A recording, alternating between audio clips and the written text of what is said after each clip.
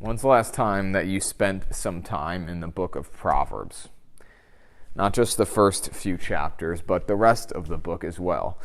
In it, you'll find many pithy sayings, many short little pieces of wisdom that you wouldn't be surprised if maybe you found on that piece of paper you eat inside of that little cookie you get. The fortune cookie, you know. Today I was reading in the book of Proverbs, the 25th chapter, and I read these words. Like one who takes off a garment on a cold day, or like vinegar poured on soda, so is one who sings songs to a heavy heart. Let me read that to you one more time. Like one who takes off a garment on a cold day, or like vinegar poured on soda, so is one who sings songs to a heavy heart. Just think about that for a minute. One who takes a garment on a cold day. We know what it's like here in Pennsylvania to have cold weather. And so can you imagine if someone were to walk up to you in the midst of that cold weather and just take your coat off of you? The suffering, the cold, the shiver that would bring to you. Or how it happens when vinegar is poured on soda, that explosion, if you will. How are those two things like it? When someone sings songs to a heavy heart. You've probably had a moment or two in your life when your heart has been heavy. When someone has come up to you and well-meaning wants to help you, but all it sometimes feels like is that they're just taking your garment off, whatever warmth you had left, whatever comfort you had left, they take that away from you. Or maybe they pour vinegar onto the baking soda of your wound and just make it worse. When I read those verses, it made me think of this book, Don't Sing Songs to a Heavy Heart, How to Relate to Those Who Are in Suffering. It's a Stephen ministry book. Now, I have to admit, I haven't actually read it. It's on my list. It's been on my desk for weeks, for months. For this reason,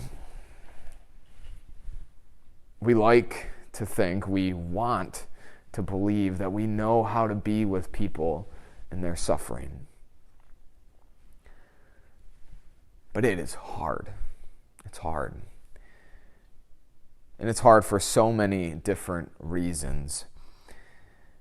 And what this proverb tells us is that our temptation when we sit with them is to sing songs to them.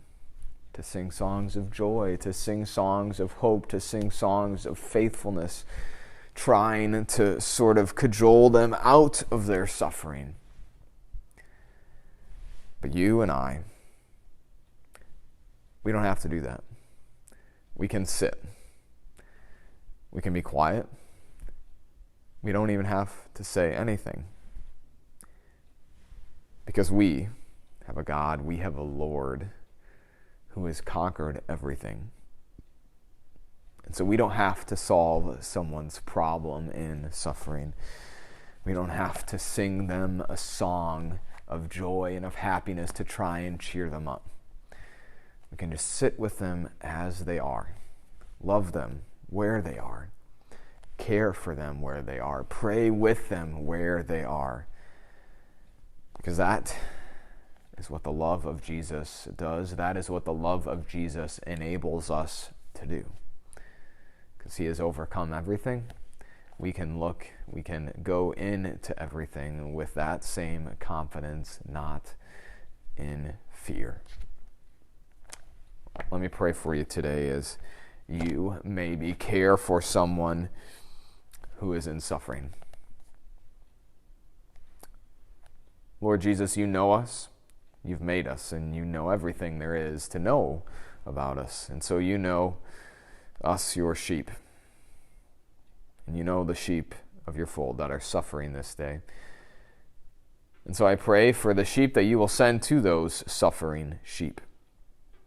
I pray that you would give them the confidence to to not sing songs, Lord, but to just be, to dwell with them just like you dwelt with us when you were here, and to dwell with them in faith, in trust, in hope, and in love.